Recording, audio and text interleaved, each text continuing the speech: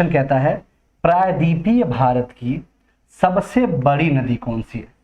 मतलब प्रायद्वीपीय भारत मतलब आप बहुत अच्छे से जानते होंगे, ठीक है। जो आपका ये पोर्शन आपने देखा होगा, ठीक है, इधर का पोर्शन, तो ये क्या है, ये प्रायद्वीपीय भारत है। प्रायद्वीपीय भारत की सबसे जो है आपकी बड़ी नदी जिसे कहते हैं वो कौन सी है। ऑप्शन में दिया गया है कृष्णा, नर्मदा, कावेरी और गोदावरी।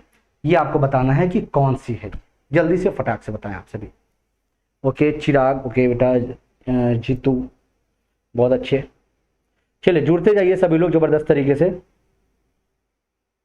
आइए चलिए जल्दी बताइए भाई। देखो बहुत ही आसान क्वेश्चन है। देखिए होता क्या है, इससे दो क्वेश्चन निकल के आते हैं। आइए पहला, सबसे पहले अगर हम बात करें, इसको हम वृद्ध गंगा के नाम से जानते हैं। इसको हम क्या जानते हैं भाई मेरे, इसको हम वृद्ध गंगा के नाम से जानते हैं, ठीक है। दूसरा क्या जानते हैं, इसको हम दक्षिणी गंगा के नाम से जानते हैं। इसको हम दक्षिणी गंगा के नाम से जानते हैं। ये दो नाम पहले आप याद रखिएगा। निकलती कहां से है, त्रयंबकेश्वर पठार से। त्रयंबकेश्वर पठार से ये आपकी निकलती है, ये याद रखिएगा, बहुत इंपॉर्टेंट है। कोई दिक्कत पूछ लीजिए आप, ठीक है। तो सिर्फ क्वेश्चन बेटा, देखो टेलीग्राम चैनल होगा, वो ज्वाइन कर सकते हो आप लोग, ठीक है। यहां तक कोई दिक्कत, चलिए तो याद रखिएगा गोदावरी। इसमें सिर्फ हम आंसर इस बार बताएंगे। 12 बजे वाली क्लास में एक्सप्लेनेशन पूरे होंगे, ठीक है। इसमें आपको क्वेश्चंस में सोचूंगा ज्यादा से ज्यादा कराने का। शाम रात में जो 10 बजे वाली क्लास होगी उसमें पूरे एक्सप्लेनेशंस होंगे। पूरे एक्सप्लेनेशंस को सुनिए और आप 2 बजे वाली क्लास में आके प्रैक्टिस करिए, ठीक है।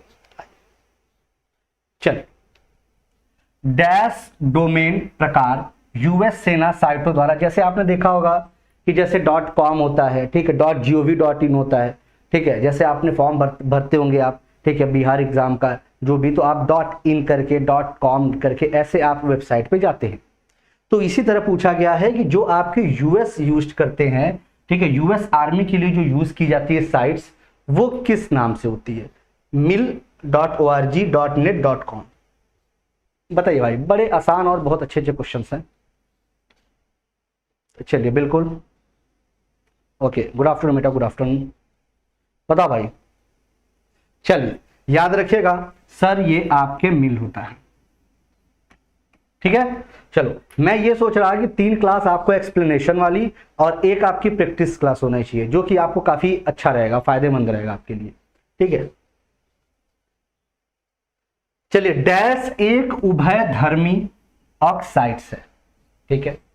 इनमें से एक ऐसा है जो उभयधर्मी है। सर उभयधर्मी क्या होता है, देखो उभयधर्मी होता क्या है, ठीक है। जो चीजें जरूरी होंगी वो बिल्कुल आपको समझाएंगे, परेशान मत होइएगा।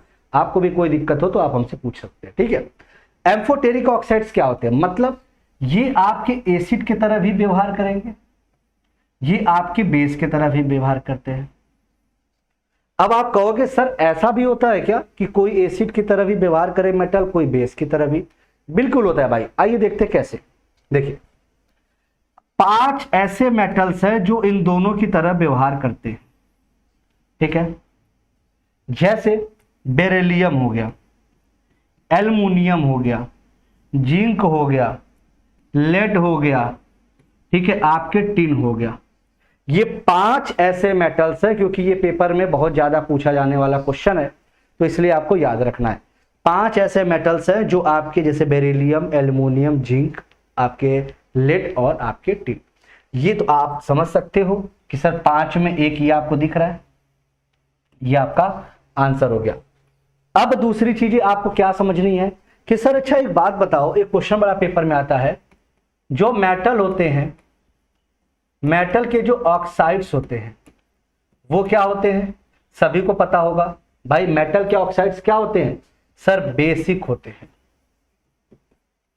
लेकिन वही नॉन मेटल के ऑक्साइड्स कैसे होते हैं, नॉन मेटल के ऑक्साइड्स कैसे होते हैं सर, ये एसिडिक होते हैं। तो बेटा जहां मुझे लगेगी कि आपको बताना चाहिए वो प्रैक्टिस क्लास में भी आपको एक्सप्लेन कर दिया करेंगे, ठीक है। कोई दिक्कत किसी को। चलिए निम्नलिखित में से कौन अंतरराष्ट्रीय न्यायालय का भारतीय सदस्य है, या लिख लो रहा है, ठीक है। मतलब आपको पता अब तक 4 ही लोग रह पाए हैं, 4 लोग रह पाए हैं, जिनमें से आपको एक बताना है कि कौन इनमें से रहे हैं। आपको आईसीजे की बात करें, Indian international court of justice की, ठीक है, याद रखिएगा इसकी स्थापना तो सभी जानते हो, जब यूएनओ की हुई थी उसके साथ ही की गई थी, 1945 में की गई थी इसकी स्थापना। इसका हेडक्वार्टर आपके हेग नीदरलैंड में है, ठीक है, हेग आपके नीदरलैंड में है, ठीक है, ये याद रखिएगा। कितने सदस्य होते हैं सर? 15 सदस्य होते हैं। कार्यकाल कितने दिन का होता है सर? 9 साल का होता है। क्या हुआ, कोई दिक्कत किसी को? ओके। अरे काफी लोग तो आज गायब दिख रहे हैं बेटा, क्या बात है, आज काफी लोग तो गायब दिख रहे हैं। चलो ठीक है, आइए। चलो तो ये याद रखिएगा कि भाई मेरे आपके 15 जजेस होते हैं, यहां मैं लिख देता हूं, आपको याद रहेगा। 15 जजेस कितने दिन के लिए सर? 9 साल के लिए यहां पे होते हैं। और रहा कौन है sir? Dalbir Bhandari, option number A. Clear है? चल, चौधरी चरण सिंह हरियाणा कृषि विश्वविद्यालय की स्थापना कब हुई थी, ये आप बताइए, थोड़ा सा इसके बारे में जान लीजिए। ये एशिया का सबसे बड़ा एग्रीकल्चर यूनिवर्सिटी है, ये याद रखिएगा। एशिया का सबसे बड़ा एग्रीकल्चर यूनिवर्सिटी है। बाद में बाइफकेट करके आपको पंजाब एग्रीकल्चर यूनिवर्सिटी भी बनाई गई थी, ये याद रखिएगा, ठीक है। आइए, चलो सेशन को लाइक और शेयर भी कर सकते हैं आप, ठीक है। आइए, बिल्कुल याद रखिएगा सर, ऑप्शन तो 4 दिए गए हैं सर। 1970 में ये चौधरी चरण सिंह हरियाणा कृषि विश्वविद्यालय की स्थापना की गई थी, और एशिया का सबसे बड़ा ये यूनिवर्सिटी भी कहा जाता है। नॉर्ड स्ट्रीम 2 पाइपलाइन समाचारों में देखा गया था, ये किसको किसको जोड़ता है, ठीक है, नॉर्थ स्ट्रीम। और ये किसके नीचे से जा रहा है भाई? बाल्टिक सागर। किसके नीचे से भाई मेरे? बाल्टिक सागर।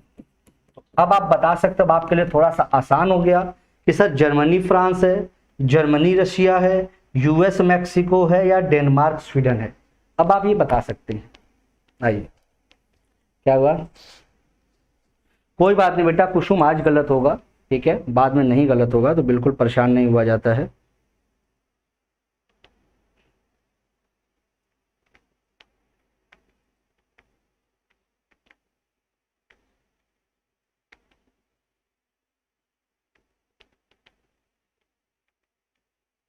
बताइए, क्या अच्छा दिख नहीं रहा क्या मैं? ठीक है, कोई बात नहीं बेटा, आज गलत होगा कल सही होगा, क्यों टेंशन लेने का, ठीक है। टेंशन देखो नहीं लिया जाता, पढ़ाई के साथ तो बिल्कुल भी टेंशन नहीं लिया जाता, हमेशा याद रखिएगा। चलिए सर, ये जर्मनी और रशिया है, ठीक है, जर्मनी और रूस। अगर आप देखेंगे सही से ना, तो आप अगर ऐसे देखेंगे तो यहाँ पे आपको जर्मनी दिखेगा, और यहाँ पे आपको ऐसे रसिया दिखेगा, ठीक है, और ये ऐसे रास्ता ऐसे गया हुआ है, ठीक है। अच्छा, आंध्र प्रदेश का निम्न में से कौन सा क्षेत्र सक्रिय रूप से पेट्रोलियम के उत्पादन से जुड़ा हुआ है? पेट्रोलियम के उत्पादन से थोड़ी सी बातें जान लेते हैं। आइए, अगर हम बोले कि सर एक बात बताओ, पेट्रोलियम को कुछ नाम दिया जाता है? पेट्रोलियम को कुछ बोला जाता है? बिल्कुल सर, इसको बोला जाता है काला सोना, ठीक है, ब्लैक गोल्ड के नाम से ये जाना जाता है। ये क्वेश्चन आपसे पूछा जाता है, ठीक है, बिल्कुल पूछा जाएगा ये क्वेश्चन आपसे। अच्छा, अब बताइए, महानदी कृष्णा, गोदावरी, नर्मदा या कावेरी? बताइए, बताओ भाई। किसी दिन वर्ल्ड ज्योग्राफी का दीजिए मैराथन में। अरे चिराग बेटा, पहले जो करा रहे हैं पहला वो करो तो बेटा, ठीक है। क्लासेस आपकी रेगुलर मैंने टाइम ही बता दिया है, और वो बिल्कुल होगा, ठीक है। अब धीरे धीरे मैं आपको टॉपिक वाइज भी एमसीक्यूज कराने शुरू करूंगा, ठीक है। क्वेश्चन ये करिए, सेशंस उसी हिसाब से आपको लगा देंगे।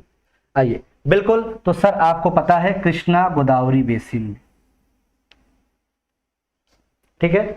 आपको शायद पता होगा ये गोदावरी नदी ही आगे चल के, ठीक है, ये डेल्टा का निर्माण करती है, ये तो सभी को पता है, ठीक है। अच्छा एक बात बताइए, जैसे ये नर्मदा बेसिन है, नर्मदा आपको पता एक बहुत अच्छा याद करिए रखिएगा, एमपी में एक मार्बल जलप्रपात बनाती है, वो याद रखिएगा, बड़ा इंपॉर्टेंट है ये। चलिए, यूरोप के उच्चतम पर्वत शिखरों में से एक माउंट एलस कहाँ स्थित है? आइए बताइए। जर्मनी, स्विट्जरलैंड, रसिया और Ukraine. Where is the mount एल्स, one of the highest mount peak in Europe located? बताओ भाई।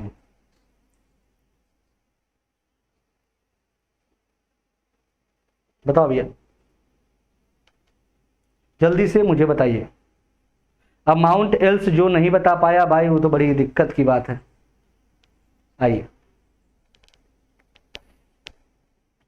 कौन बता रहा है? बिल्कुल बिल्कुल, तनु राठी, गुड आफ्टरनून। ओके, तनु बेटा आपका पीसीएस का मेंस लगा हुआ है, बढ़िया तैयारी हो रही है। आइए, बिल्कुल सर, माउंट ऑब्स आपके स्विट्जरलैंड, ठीक है, सॉरी माउंट एलस है ना भाई, ये क्या हो गया? आइए चलिए, हाँ, निम्न में से कौन सी घाटी हिमालय पर्वत श्रृंखला में स्थित नहीं है? बताइएगा, हिमालय पर्वत श्रृंखला में स्थित नहीं है। करेवास, भगीरथी एंड काठमांडू, अराकू। बताइए।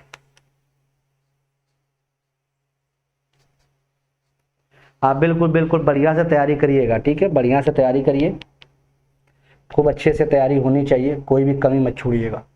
आइए देखिए भाई, करेवास क्या होते हैं पहले समझिएगा। करेवास आपके जम्मू कश्मीर के जो जो हाईलैंड्स होते हैं ना, यहाँ पे आपके सेफ्रॉन, आपने नाम सुना होगा केसर, यहीं पे आपके केसर का उत्पादन होता है, केसर का उत्पादन यहीं होता है, ठीक है।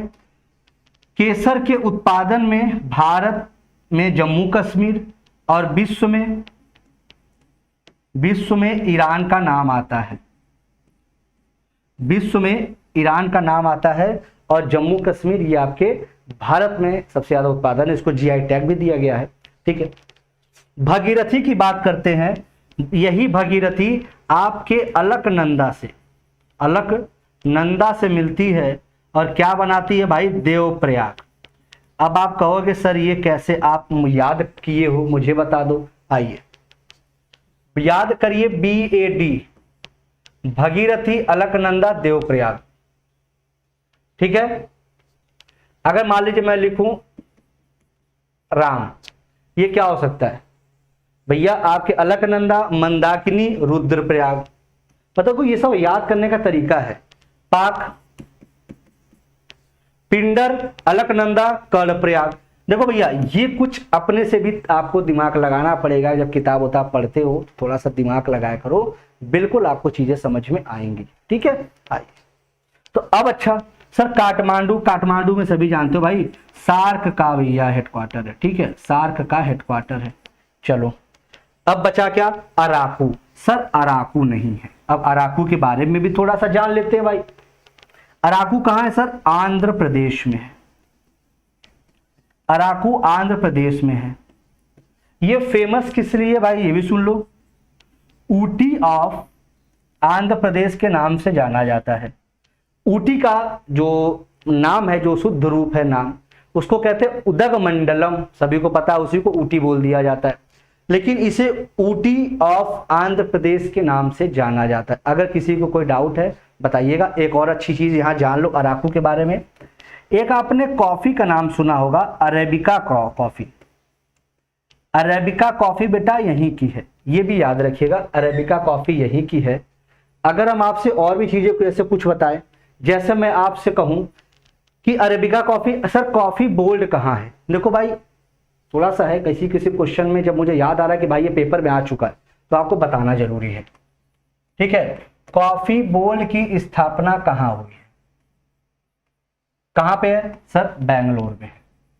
अच्छा ठीक है। अगर मैं आपसे कहूं कि टी बोल्ड की स्थापना कहां है, ऑप्शन में असम दे दूं, तो बहुत से बच्चे ये गलत मार देंगे, बहुत से बच्चे 100% गलत मार देंगे, जो कि आपको नहीं करना है। अगर आपसे बोले टी बोल्ड की बात, तो तुरंत आप लगाएंगे कोलकाता, तुरंत कोलकाता, असम गलती से मत लगा देना, नहीं तो गलत कर जाओगे, ठीक। ये छोटी छोटी चीजें हैं जो आपको याद रखनी है। क्या हो गया चिराग बेटा? चलिए बिल्कुल, आइए स्वतंत्र भारत में किसी राज्य की प्रथम महिला राज्यपाल कौन थी? भाई देखो क्वेश्चन बड़ा अच्छा है, प्रथम राज्यपाल पूछा गया है। इनके बारे में आइए आपको काफी चीजें बताऊंगा मैं, पहले आप इसका जवाब दीजिए, मुझे उम्मीद है कि आप सभी जवाब देंगे, तब तक बाकी को थोड़ा सा बताता हूं। विजय लक्ष्मी पंडित का नाम बड़ा फेमस है, यूनाइटेड नेशंस जनरल असेंबली में भाई ये सबसे पहली महिला थी, ठीक है, याद रखिएगा। चलिए दूसरी चीज, सर सरोजिनी नायडू का नंबर आता है, जवाब तो भाई सरोजिनी नायडू है। देखते हैं, अगर आपसे बोले पहली भारतीय महिला जो आईएनसी मतलब इंडियन नेशनल कांग्रेस की अध्यक्ष बनी थी, तो अगर ये आपसे आए आईएनसी, ठीक है, तो 1925, ठीक है, 1925 कौन? सरोजिनी नायडू। कहां पे? कानपुर, ठीक है, कानपुर 1925 कानपुर, सरोजिनी नायडू पहली, ठीक है। अच्छा, अगर हम आपसे बोले कि भाई मेरे कि सर इनके बारे में कुछ और बताओ, ठीक है भाई बताते हैं। अगर आपसे बोल दे मान लो पहली महिला, सिर्फ भारतीय का नाम न ले, पहली महिला जो आईएनसी की अध्यक्ष बनी थी, ये क्वेश्चन बेटा देखने में हल्का लग रहा होगा लेकिन अच्छे लोग गलत कर देते हैं इसको। एनी बेसेंट थी, याद रखिएगा 1917 की कहानी है ये। अच्छा, सरोजिनी नायडू का बहुत अच्छा योगदान रहा है सिविल डिसोबीडियंस मूवमेंट में, सविनय अवज्ञा आंदोलन में, साथ ही साथ दांडी मार्च में, ठीक है, या नमक सत्याग्रह में आपका इनका बहुत अच्छा योगदान रहा है। आप फोटो जब देखते हैं तो गांधी जी के साथ जो एक महिला दिखती है आपको, यही सरोजिनी नायडू जी है, ठीक है, ये भी याद रखिएगा। कोई दिक्कत तो पूछ लो भाई, क्लियर? आइए चलिए, हाँ याद रखिएगा सरोजिनी नायडू जी। इन्हें आपको पता है स्वर कोकिला के नाम से जाना जाता है, ठीक है, इन्हें आपको स्वर कोकिला के नाम से जाना जाता है, स्वर कोकिला। चलो, पृथ्वी पर कितने प्रतिशत ताजा जल उपलब्ध है? ताजा जल कितना है भाई, ठीक है, बताइएगा। 30, 3, 0.3 या 0.17?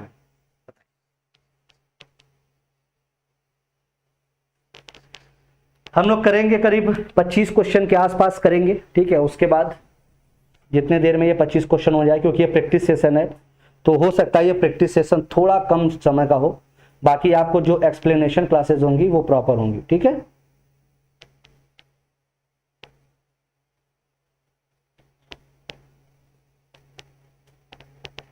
चलिए, बिल्कुल याद रखिएगा, पूछा गया है ताजा जल 3%, ठीक है, ऑप्शन के हिसाब से 3%, लेकिन एग्जैक्ट अगर आप देखना चाहोगे ना तो ये आपके भैया नमकीन वाला पानी है, ये आपके नमकीन वाला पानी है, ठीक है, ये सॉल्टी वाटर है, मतलब ओशन वाटर कह लो आप।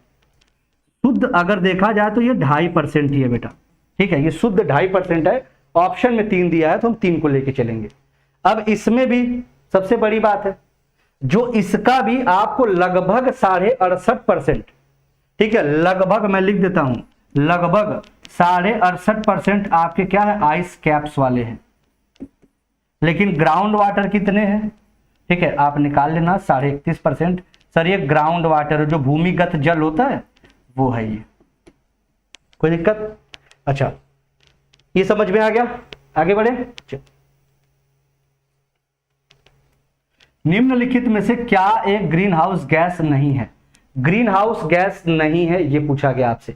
जो मेनली ग्रीन हाउस गैस में काउंट किया जाता है, मीथेन को काउंट किया जाता है, ठीक है, कार्बन डाइऑक्साइड को, ठीक है, परफ्लोरोकार्बन, ठीक है, आप ये सारे नाम सुने होंगे बहुत अच्छे से। चलिए बताते चलिए, क्लोरोफ्लोरोकार्बन का नाम सुना होगा आपने, ठीक है, हाइड्रोफ्लोरोकार्बन का नाम सुना होगा। ये कुछ आपकी ग्रीन हाउस गैस। पूछा गया कौन सी नहीं है, तो आप भाई बताइए भाई, water vapour, nitrous oxide, ozone या कार्बन मोनोऑक्साइड? आइए देखते हैं। वाटर वेपर तो भाई है, बहुत तगड़ा वाला है। नाइट्रस ऑक्साइड जिसे कहते हैं बेटा N2O, इसके बारे में आइए कुछ और बताते हैं। इसे भैया लॉफिंग गैस, इसे लॉफिंग गैस के नाम से जानते हैं। और दूसरी सबसे बड़ी चीज, इसका जब हम दांत का देखा होगा, दांत का रूट कैनाल या कुछ ऐसी चीजें कराते हैं तो इसी को हम निश्चेतक के रूप में भी इस्तेमाल करते हैं, इसी को हम ना निश्चेतक के रूप में इस्तेमाल करते हैं, ये भी याद रखिएगा, ठीक। याद रखिएगा दोनों इसका कहानी, इसका भी रोल है। ओजोन भाई ग्रीन हाउस गैस नहीं है भाई, ओजोन तो है, ओजोन भी है। अब इसको समझते थोड़ा सा। ओजोन भी बेटा दो प्रकार के होते हैं, एक होता है गुड ओजोन, एक होता है गुड वाला, एक होता है बैड वाला। अब भाई और गुड और बैड ये क्या है, आइए। जो हमारे समताप मंडल में है, जो हमारे समताप मंडल में है, जो हमारी रक्षा कर रहा है, वो गुड ओजोन है। ये क्या करता है, अल्ट्रावायलेट रेस को आने से बचा रहा है हमारे पास, तो ये तो बड़ा अच्छा काम कर रहा है। अच्छा सर ये बैड ओजोन का क्या कार्य है, भाई बात आ रही है कि भैया बैड ओजोन का क्या कार्य है। आइए, बैड ओजोन का बेटा जो कार्य होता है ना, वो बड़ा ही अच्छा होता है, बड़ा ही प्यारा होता है। क्या, लेकिन बड़ा खतरनाक होता है। आप देखोगे शाम के टाइम या जैसे दिल्ली में जैसे प्रदूषण देखा होगा तो भूरे भूरे टाइप की आपकी सारी चीजें हो जाती हैं, ऐसा आपने देखा होगा, महसूस किया होगा। तो जो वो भूरा भूरा चीजें आपको वो दिख रही है ना, वो है क्या आखिर सर, वो यही बैड ओजोन है जो हमारे ट्रोपोस्फेयर में दिखने को मिलता है। ट्रोपोस्फेयर का मतलब होता है क्षोभ मंडल, क्षोभ मंडल होता है इसे, ये थोड़ा सा याद रखिएगा। कुछ पूछना है बता लीजिए। और हाँ, बचा कौन सा नहीं है, तो कार्बन मोनोऑक्साइड नहीं होता। अगर यहाँ पे कार्बन डाइऑक्साइड रहता आप बिल्कुल उसके साथ जाते। बताइए कोई दिक्कत, बढ़े आगे। हाँ चलो अच्छा, कार्बन मोनोऑक्साइड बता दें। ये भैया बहुत खतरनाक गैस होती है, ये आपके ऑक्सीजन से ना 250 गुना ज्यादा रिएक्टिव होती है, 250 गुना ज्यादा रिएक्टिव होती है, ये याद रखिएगा। बढ़े आगे, चल। मिथाइल ऑरेंज संकेतक किस पीएच मान सीमा पर अपना रंग बदलता है। आपने सुना होगा मिथाइल इंडिकेटर, एनसीईआरटी में बहुत पढ़ा होगा, ये एक इंडिकेटर होता है, ठीक है, ये इंडिकेटर होता है। तो ये बताइए किस पे अपना मान ये बदलता है। ऑप्शन आपके 4 दिए गए, जल्दी से बताइएगा सभी लोग। आइए बिल्कुल,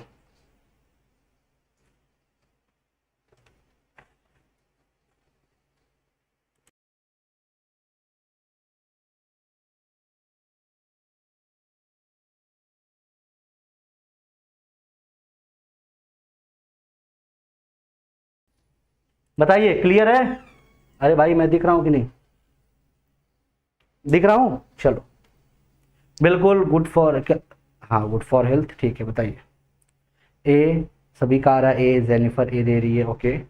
भाई सेशन को लाइक तो कर सकते हो यार, शेयर कर सकते हो, इतना बुरा भी सेशन नहीं हो रहा होगा, ठीक है, कि मतलब आप लाइक और शेयर ना कर सको। चलो तो याद रखिएगा, जल्दी बताओ भैया क्या होगा। कौन बता रहा है ए, बिल्कुल वेरी गुड, क्या बात है, लगता है एनसीईआरटी पढ़े हैं बच्चे, वेरी गुड। आइए,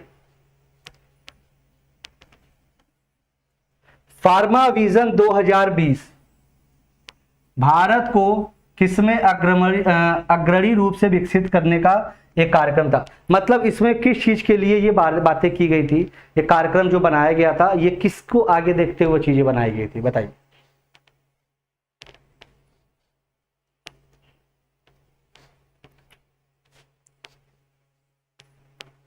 आइए बिल्कुल वेरी गुड, ड्रग मैन्युफैक्चरिंग के लिए भाई, ठीक है, जो औषधि निर्माण है उसके लिए ये चीजें बनाई गई थी, ठीक है। आगे देखते,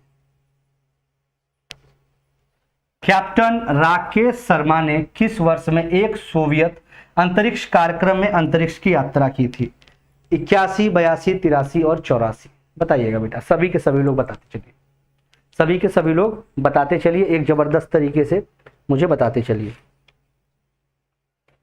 चलिए बताइए। ड्रग मैन्युफैक्चरिंग, बिल्कुल, चलिए 81, 82, 83, 84, बताओ भाई, आपके भी जवाब थोड़ा सा मैं देखूं। आइए, ठीक है, चलो याद रखिएगा। अच्छा, ये राकेश शर्मा के बारे में आप एक चीज नहीं जानते होंगे, होता क्या है, राकेश शर्मा जी जब इनसे पूछा जाता है, जब इनसे पूछा जाता है कि भैया, इंदिरा गांधी जी पूछती हैं कि हमारा आसमान कैसा दिखता है, ठीक है, तो भाई मतलब जो आसमान, जो अंतरिक्ष से हमारा जैसे भारत कैसा दिखता है, तो उनका एक शब्द रहता है, वो शब्द पूछा गया था आपके पेपर में, ठीक है, सारे जहां से अच्छा हिंदुस्तान हमारा। अब बात आती है कि ये जो कोट है, ये जो कथन है, ये किसके द्वारा दिया गया था, ये कौन बताएगा, जल्दी बताइए।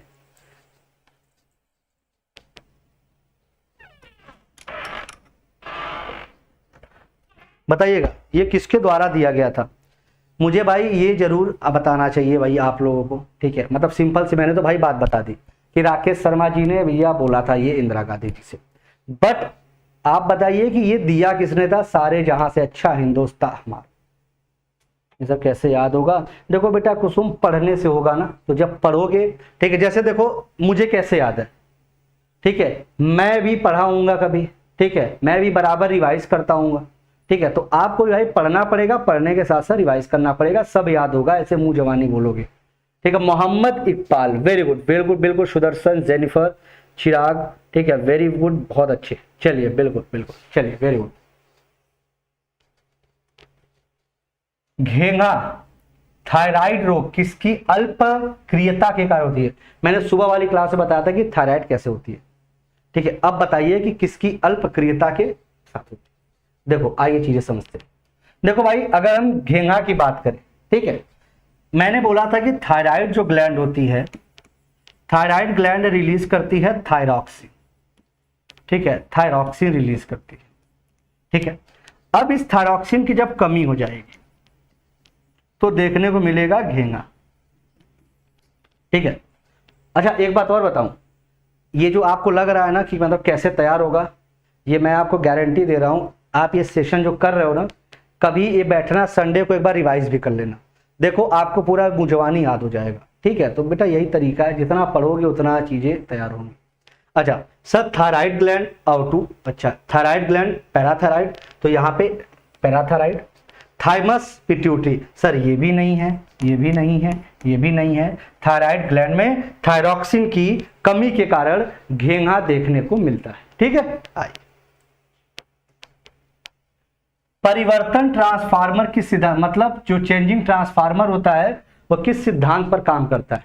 पहली बात ट्रांसफार्मर का काम क्या होता है, देखो बताइए जल्दी से। ट्रांसफार्मर का काम क्या होता है भैया?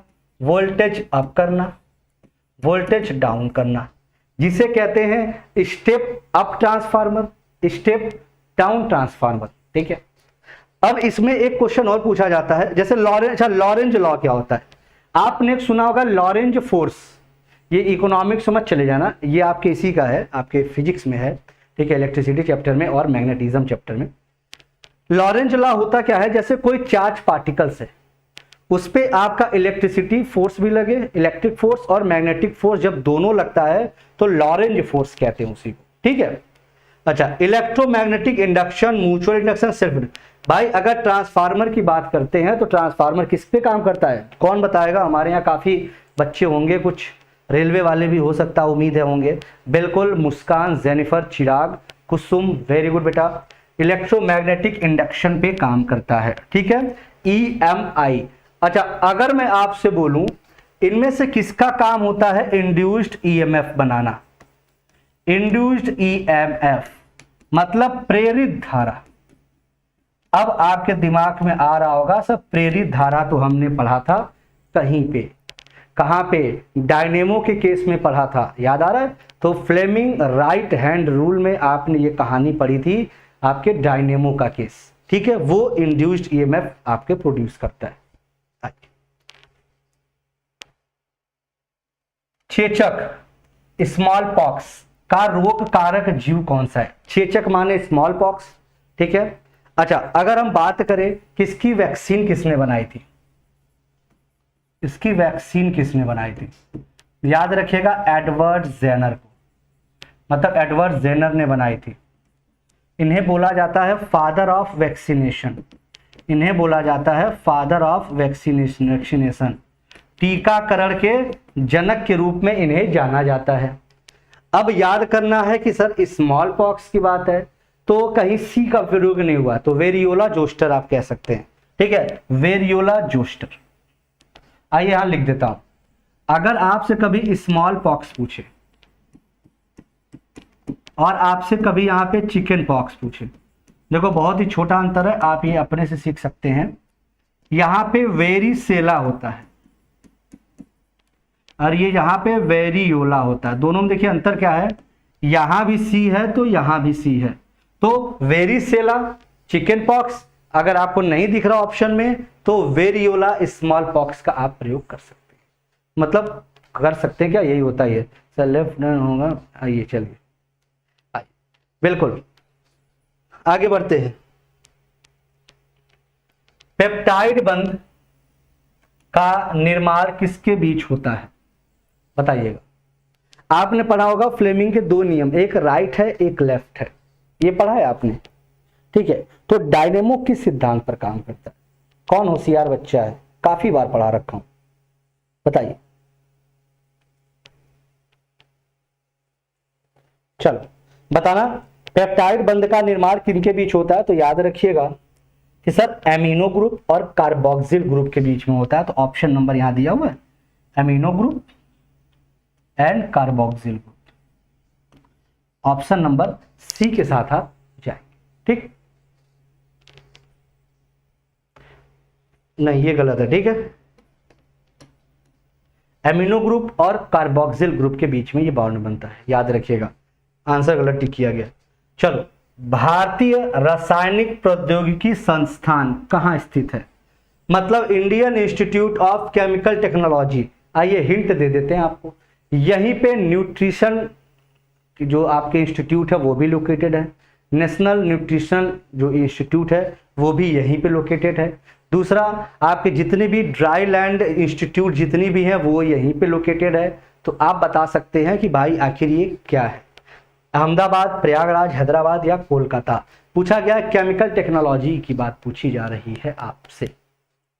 आइए, अरे भाई बताए नहीं आप लोग, बताओ।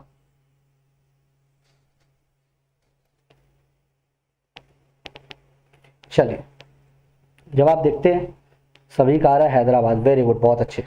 तो बिल्कुल सर ये आपका हैदराबाद।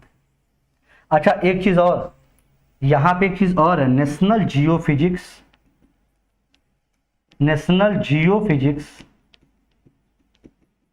रिसर्च सेंटर, ये याद रखिएगा, नेशनल जियोफिजिक्स रिसर्च सेंटर आपके यहीं पे स्थापित है।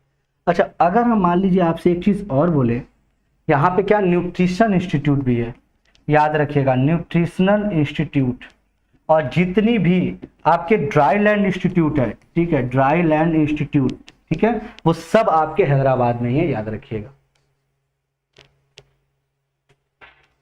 प्रवाहिका में कौन से सूक्ष्मजीव के कारण होता है, dysentery is caused by which of the following micro organisms. पूछा गया है कि जो डिजेंट्री है वो किसके द्वारा आपको होता है। देखो भाई सिंपल सी बात है, यहां पहले इसका जवाब दीजिए फिर इसके बारे में बताते हैं चारों ऑप्शन। पहले इसका यहां तक जवाब दीजिए आप लोग। चलिए भाई थक गए क्या भाई, इतना बढ़िया यार तुमको समझा रहे हैं और बहुत लोग को तो समझ में ही नहीं आ रहा यार, बहुत लोग का थोड़ा सा वो हो रहा होगा ना कि सर इतना ज्यादा कैसे याद करें। चलिए कोई बात नहीं, आप याद मत करिए, याद करके क्या करेंगे। Salmonella, shigella, leishmania, plasmodium. आइए अगर डिजेंट्री की बात करते हैं तो सीजेला है। सैल्मोनेला क्या है भाई, आपको सैल्मोनेला टाइफी का नाम सुना होगा, ठीक है, आपने एक नाम सुना होगा सैल्मोनेला टाइफी। सैल्मोनेला टाइफी क्या है सर, ये आपको टाइफाइड जिसके कारण होता है। लिस्मानिया, काला अजहर का नाम सुने होंगे आप, काला अजहर का नाम सुने होंगे, ये सामने दिख रहा है आपके। प्लाज्मोडियम वाइवेक्स सभी को पता है, ये क्या फैलाता है भैया, आपको मलेरिया दे के जाता है ये, ठीक है। आइए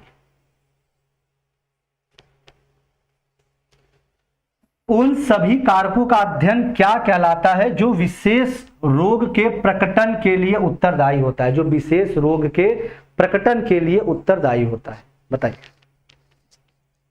चलो बताइए भाई सब लोग।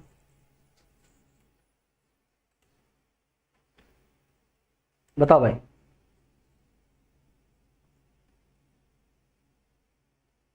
चलो चिराग कुसुम। और भाई किसी को जानना है कि कैसे तैयारी किया जाए, क्योंकि स्थिति आपकी वैसी लग नहीं रही है ना।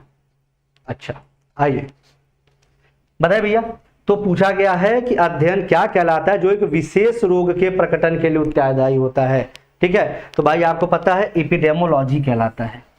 चलो निम्न में से किस उद्देश्य के लिए पराश्रव्य तरंगों का प्रयोग नहीं किया जा सकता, नहीं किया जा सकता।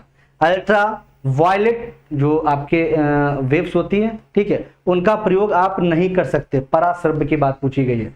पराश्रव्य होते क्या है भाई? पराश्रव्य अगर ध्वनि की बात हम बोले 20,000 किलोहर्ट्ज, या ऐसे लिख लो 20,000 हर्ट्ज से ज्यादा या 20 किलोहर्ट्ज से ज्यादा, दोनों बात एक है। बैट्स फाइंड देयर प्रे, भाई ये प्रयोग करता है, ठीक है। To find the depth of the ocean floor by ship, अच्छा ठीक है। To diagnose defect in the internal organs of the human body, ठीक है भाई, अच्छा देखते हैं। Detection of aircraft in the sky, बताइए बताइए भैया। बहुत ही बेसिक क्वेश्चन है, अगर ये नहीं आप बता पाए तो फिर बड़ा मुश्किल है। डी बताइए। चलो सिंपल सा क्वेश्चन भाई, detection of aircraft in the sky, ये तो भाई आप रडार का प्रयोग करते हो ना भैया, बताओ रडार का प्रयोग करते हो ना, जल्दी से बताइए रडार में किस वेव का भी इस्तेमाल करते हो? बाकी तो ये सभी जानते हो, तीनों का प्रयोग करते हो। आइए जल्दी से कमेंट सेक्शन में करिएगा। पूंजी बाजार किसके व्यवहार करता है, किससे व्यवहार करता है भाई? Trading in share capital, gold, risk analysis या प्रोडक्शन, जो पूंजी बाजार होता है, बताइए। 25 क्वेश्चन तक कराऊंगा आज आपको।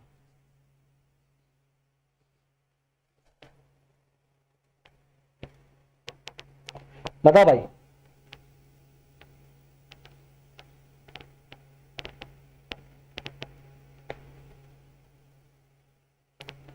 देखते हैं। चिराग, कल से आपकी क्लासेस बढ़ जाएंगी, ठीक है। एक 11 बजे है, एक 2 बजे होगी, एक शाम 5 बजे होगी, एक रात 10 बजे होगी। ये आपके 4 क्लास की टाइमिंग है, ठीक है। ये आपकी कल से होगी, ओके। यहाँ पे ए आ रहा है लोगों का, चलो भाई देख लेते हैं, ठीक है। बिल्कुल sir, trading in share capital, चलो अच्छा जवाब तो आ रहा है यार। आप लोग कह रहे थे कि सर नहीं आ रहा है, नहीं जवाब बहुत अच्छे आ रहे हैं आपके, वेरी गुड। इनसाइडर ट्रेडिंग क्या होती है? सिक्योरिटीज से, फाइनेंस से, करेंसी से या प्रोडक्शन से? इनसाइडर ट्रेडिंग किसे कहते हैं? और ये लास्ट क्वेश्चन आज रखूंगा, बताइए।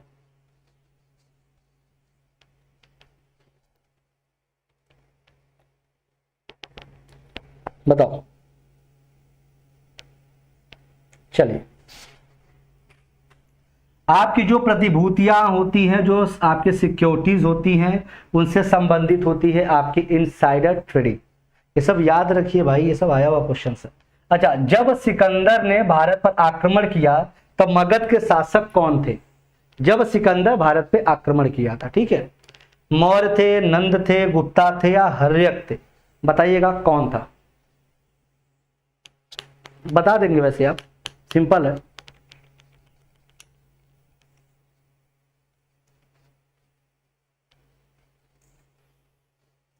अच्छा भाई, कौन आया है? रेशर भाई, ठीक है, पहले जो चल रहा वही ले लो बेटा, ठीक है। वो तो होता रहेगा तब, ठीक है, वही कराएंगे, ठीक है। तुम्हें कम से कम समझ में आए तो थ्योरी ही पढ़ाएंगे, टेंशन बिल्कुल मत लीजिए। पहले इसको सॉल्व कर लीजिए, पहले इसका जवाब तो दो, मैं समझूं तो भाई कितना आता है आपको। चल याद रखिएगा, सर नंद वंश था, याद होगा लास्ट में। भाई कौन था? महापद्म नंद थे क्या? बताइएगा। देखो मुझे तो नहीं आता कुछ, ठीक है, आप बताओ। याद रखना कि जब सिकंदर आक्रमण किए थे तो भैया नंद वंश था। और आगे आपको बहुत कहानी पता है, चंद्रगुप्त मौर्य, और कहानी बहुत देखते भी होगे, टीवी पे आती रहती होगी सब चीजें। आइए, बुद्ध चरित्र के लेखक कौन है? Most important question, most important. बताइए, वासुमित्र, नागार्जुन, नागसेन या अश्वघोष? बताइए। चलो, बुद्ध चरित्र सर अश्वघोष। चलो, भारत के संविधान में कुल कितने अनुच्छेद हैं? देखो भाई, अनुच्छेद तो बढ़ चुके हैं, ठीक है। जब आपके संविधान बना था तब बताइएगा, ठीक है। आपको पता है अनुच्छेद तो बढ़ते रहते हैं, आज पता चला कुछ और है, ठीक है, कोई अमेंडमेंट हुआ, पता चला कुछ और हो गया, ठीक है। तो ये आपको जो मूल संविधान था उसमें कितने अनुच्छेद थे ये बताइए। ओके, अरे चिराग बेटा अभी तो चल रहा भैया, आइए 392, 95, 97 और 399। चलिए बिल्कुल सर, इतना आसान क्वेश्चन 395। ओह चलिए अच्छा, Sikkim was made an integral part of India. Sikkim कब भारत का अभिन्न अंग बनाया गया था, ठीक है, बताइए जल्दी से। 36वां, 39वां, 40वां या 42वां, बताओ भाई। 36वां, 39वां, 40वां या 42वां, बिल्कुल याद रखिएगा sir, 36 amendment act. Last question, निम्न में से कौन सा मूल अधिकार नहीं है। मूल अधिकार माने मौलिक अधिकार हुआ भैया, ठीक है, भाग 3, ठीक है भाई। देखो कभी कभी आप लोग को समस्या आती होगी कि सर कैसे याद करें, ठीक है, पहले ये याद कर लो फिर बता रहे हैं। देखो आप लोग को ज्यादातर जो समस्या देखने को मिलती होगी वो मिलती होगी सबसे पहले कि भैया भाग 1 में क्या है, ठीक है, मतलब भाग 1 ऐसे। देखो 4 तक में दिक्कत आती है सबको, क्योंकि कभी कभी जब ऑप्शन आता है ना तो काफी बच्चे दिमाग काम उनका नहीं करता और वहीं गलत कर देते हैं। अब ये हो गया 51 के कब। अच्छा यहां भी एक चीज है कि जब पूछा जाता है कि जो आपका ड्यूटीज जो हमारी दी गई हैं, तो काफी बच्चे क्या सोचते हैं 1 2 3 4, तो फट से क्या करेंगे इसको 5वां लगा देते हैं, और ऐसा हुआ है काफी बच्चों के साथ, ठीक है। तो ये 5वां नहीं लगाना बेटा, ये चौथे के ए भाग में है, ये याद रखिएगा, ये चौथे के ए भाग में है। तो यही काफी बच्चे गलत करते हैं, ठीक है, वो लाइन से याद कर लेंगे। उसके बाद फ्रीडम ऑफ मतलब right to freedom of freedom, अच्छा स्वतंत्रता का अधिकार, चलो सीधे। Right against exploitation, equality before law, equal pay for equal work. पूछा गया है मूल अधिकार नहीं है भाई। देखो equal pay for equal work, hint के अगर हम जाएं आर्टिकल 39 में कुछ ऐसी बातें, और 39 किसके अंतर्गत आ जाएगा अगर आप थोड़ा सा दिमाग लगाएंगे भाई, अगर थोड़ा सा दिमाग लगाएंगे तो किस में चला गया सर, ये डीपीएसपी में चला गया। जवाब क्या मिल गया मुझे। तो ऐसे बेटा जरूरी नहीं है कि आपको सारे आंसर्स आते हो, थोड़ा सा दिमाग लगाइए सब आंसर पा जाएंगे, ठीक है। क्या है, ठीक है, ये क्लास ध्यान दीजिएगा, सुबह 11 बजे एक होगी, दोपहर में 2 बजे होगी, शाम को 5 बजे और रात में आपकी 10 बजे। ये 4 क्लासेस आपके लिए हमने शेड्यूल की है, ठीक है। पहला क्वेश्चन देखिए, बहुत ही अच्छा क्वेश्चन है। पूछा गया है उत्तर से दक्षिण तक भारत के निम्नलिखित राष्ट्रीय उद्यानों को व्यवस्थित करना है आपको। मतलब अब अगर आपसे पूछ दिया गया है उत्तर से दक्षिण, तो आप ये समझ सकते हो कि सर उत्तर से दक्षिण अगर आपसे पूछा गया है मतलब सर भारत के नक्शे में ऊपर से नीचे की तरफ हमको जाने हैं, ठीक है। इंद्रावती, नागरहोल, कॉर्बेट और माधव, तो बताइए फटाक से, सभी का कमेंट्स में देख रहा हूं, चलिए फटाक से बताते चलिए। ओके ओके ठीक है, मलय, प्रशांत, बिल्कुल खुश रहिए प्रशांत। चलिए बिल्कुल ज्यादा से ज्यादा सेशन को बेटा शेयर करो और हाँ जवाब दो, जवाब तो बेटा देना पड़ेगा, ठीक है। चलिए आइए समझाते हैं। देखो भाई सिंपल सी बात, बहुत ही प्यारी बात, आइए देखो इंद्रावती, आप सभी को पता है इंद्रावती कहां है बच्चा, सर छत्तीसगढ़ में है, बस समझते चलिएगा, छत्तीसगढ़ में है, ठीक है। सर नागरहोल कहां पे है, कर्नाटका में है। दूसरी चीज सर कॉर्बेट की बात करते हैं, सर उत्तराखंड में है। माधव की बात करते हैं, कौन बताएगा, सर मध्य प्रदेश में है। अब यहां से आपको क्या देखने को मिला, पहले इसको लगा लेते हैं सीरीज में, उसके बाद हम समझते हैं, ठीक है। देखिए सबसे पहला बेटा इंद्रावती की बात है, छत्तीसगढ़, कर्नाटक, उत्तराखंड और मध्य प्रदेश। यहां सीरीज में देखिए सबसे ऊपर आपका कौन सा दिख रहा है, इन चारों में से सर उत्तराखंड दिख रहा है, ठीक है। उसके बाद आपका कर्नाटक, नहीं सर वो तो नीचे आ जाएगा, चलो सर यहां लिख लो कर्नाटक, चलो। उसके बाद सर अगर देखें तो पहले मध्य प्रदेश आएगा, फिर छत्तीसगढ़, सर मध्य प्रदेश फिर छत्तीसगढ़। अब आप देख सकते हैं सर ऑप्शन नंबर 3, यहां लिख लो ऑप्शन नंबर 3। देखो पेपर में भी ऐसे ही किया करो। होता क्या है, जब ऐसे क्वेश्चंस आते हैं ना तो आपके दिमाग काम नहीं करते और आप क्या करते हैं, जल्दी जल्दी में 2 का 1 1 का 2 लिख के आप टिक मार दोगे और ऑप्शन में आपको दिया रहेगा प्रॉपर की प्रॉपर। आइए यहां पे 3, मध्य प्रदेश 4, सी। अब कॉर्बेट का सर यहां 3 हो गया। अब यहां पे सर छत्तीसगढ़ सर 1, कर्नाटका कौन सा सर, ये नागरहोल 2। 3 4 1 2 कहीं दिख रहा है सर, 3 4 1 2 यहां दिख रहा है। कोई डाउट हो पूछ सकते हैं। पहला क्वेश्चन था और मजा आ गया होगा, उम्मीद है सभी को। चलिए बहुत अच्छे, ओके। सेशन को शेयर करो भाई। बिल्कुल डॉली का आ गया, पूर्णिमा ओके बेटा, वेरी गुड। कुसुम एंड आपके ठीक है, बहुत अच्छे। मुस्कान, चलिए बेटा सेशन को फटाफट फटाफट शेयर किया करो बेटा। चलो नेक्स्ट क्वेश्चन पे आते हैं, ठीक है। ये देखो आंसर आपका दिया हुआ है। चलो, भारतीय संविधान ने निदेशक सिद्धांतों का विचार उधार लिया है, कहां से लिया है, ठीक है। ब्रिटेन, जर्मनी, फ्रांस या आयरलैंड, कहां से डीपीएसपी लिया गया है। कहना चाह रहा है आपसे कि डीपीएसपी कहां से लिया गया है, directive principles of state policy. थोड़ा सा मैं आपको यह बता देता हूं, भाग 4 में इसका वर्णन है। आर्टिकल नंबर 36 से 51 में भैया इसके बारे में बताया गया है। यह एक वेलफेयर स्टेट के बारे में बताता है, ठीक है। वेलफेयर स्टेट की ये कामना करता है आपसे, वेलफेयर स्टेट्स के बारे में बताता है ये, ठीक है। अब आपको बताना है ये कहां से लिया गया है, तो सभी के कमेंट्स में एक बार देख सकता हूं। आयरलैंड बिल्कुल, सुदर्शन वेरी गुड सुदर्शन, डॉली, मुस्कान, पूर्णिमा वेरी गुड बेटा, ठीक है। बताएं आगे। चलिए अब देखते हैं कि सर ये तो आयरलैंड से लिया गया है, बहुत अच्छे। अच्छा ठीक है सर, आयरलैंड से कुछ और भी चीजें ली गई हैं, बिल्कुल ली गई है भाई। देखो कौन सी। सबसे पहली बात आप देखते हो कि जो राष्ट्रपति के निर्वाचन की जो पद्धति होती है, सभी को पता, एकल संक्रमण मत, सभी को पता है। तो राष्ट्रपति प्रोसीजर या ऐसे कह लो राष्ट्रपति के निर्वाचन की पद्धति, ठीक है। पहला ये याद रखो। दूसरी चीज, राज्यसभा में आपको पता है 12 मेंबर्स नॉमिनेट किए जाते हैं, ये भी आयरलैंड से लिया गया, ये क्वेश्चन पूछे जा चुके हैं, ठीक है।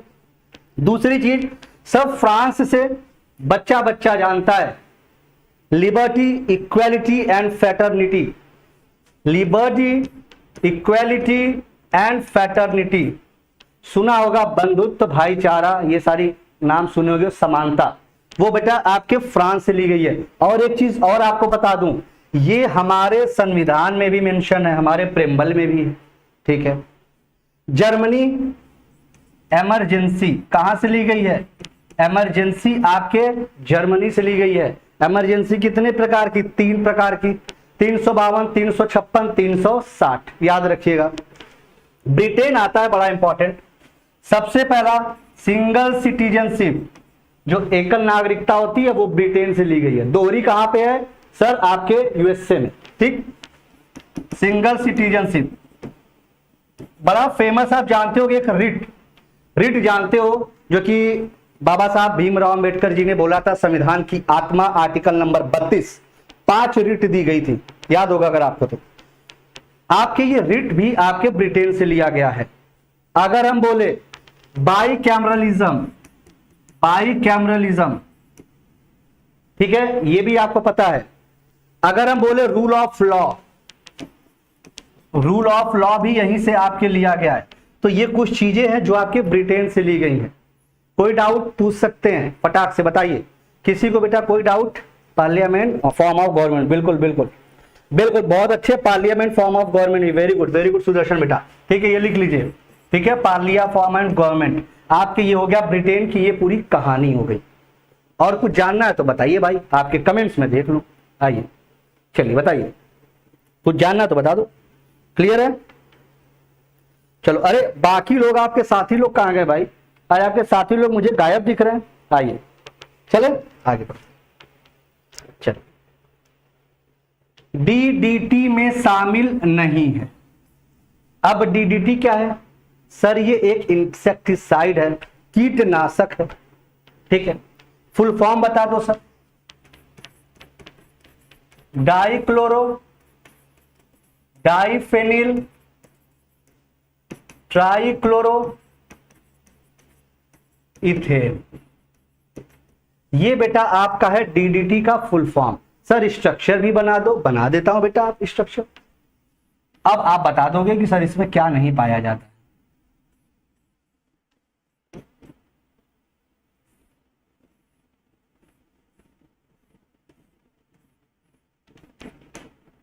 ठीक है,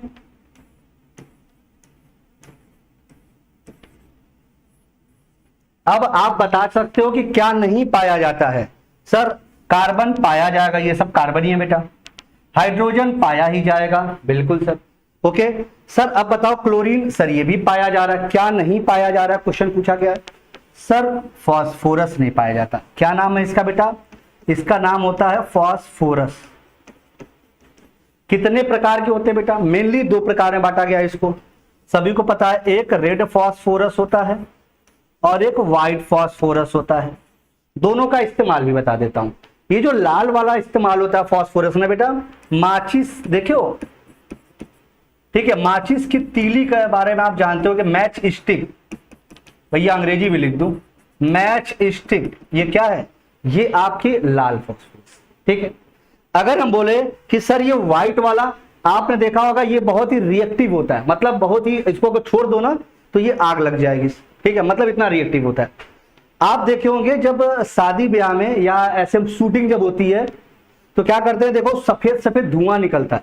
ठीक है, तो ये क्या होता है, ये जो सफेद धुआं निकलता है शूटिंग में, सफेद धुआं जो निकलता है बेटा शूटिंग में, वहां पे इसका प्रयोग करते हैं और ये बहुत रिएक्टिव होता है, जिसकी वजह से इसे पूछा गया क्वेश्चन है।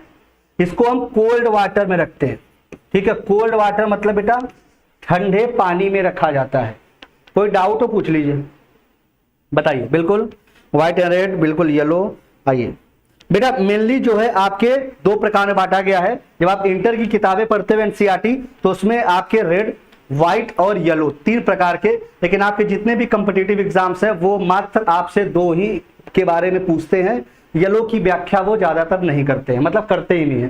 ठीक है, वो आपके मेन है, आपके 12th के एनसीईआरटी में दिया होगा। ठीक है, आइए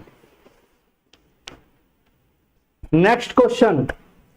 भारतीय संघ को एकात्मक में परिवर्तित किया जा सकता है। भारतीय संघ को एकात्मक। अब आप कहोगे सर संघ क्या होता है? ठीक है, जहां पे पहले ये देखो, पहले सर ये जो फेडरेशन है ये क्या होता है? फेडरल सिस्टम क्या है?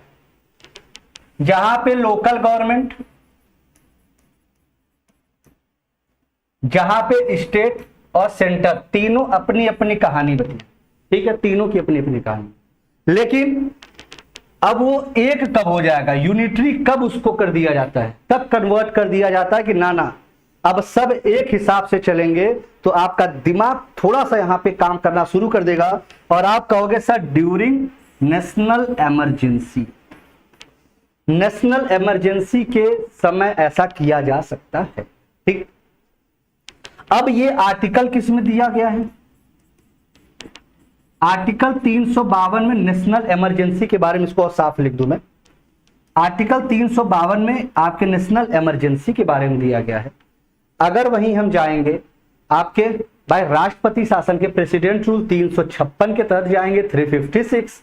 वहीं अगर हम आपके 360 में जाएंगे तो वित्तीय आपात के बारे में चर्चा की जाती है। ठीक है, तीनों आप याद रखिएगा। नेशनल इमरजेंसी आपके लगाया जा चुका है। अब ये कब कब ये भी देख लेते हैं भाई। आइए सर 1962 में भारत चाइना, 1971 भारत पाकिस्तान, और सर 1975 कब? सर जब इंटरनल डिस्टरबेंस आपको देखने को मिला था, इंटरनल डिस्टरबेंस, और उसी के बाद आपको पता इंटरनल डिस्टरबेंस शब्द को हटा दिया गया। आपको अगर ये याद होगा तो इंटरनल डिस्टरबेंस शब्द को हटा दिया गया और 1978 याद होगा 44वां संविधान संशोधन के तहत आपको जोड़ दिया गया। क्या सर क्या हो गया ये? हाँ, इंटरनल डिस्टरबेंस को हटा के आर्म्ड रिबेलियन नाम सुना होगा। इन शब्द को इंक्लूड कर दिया गया था।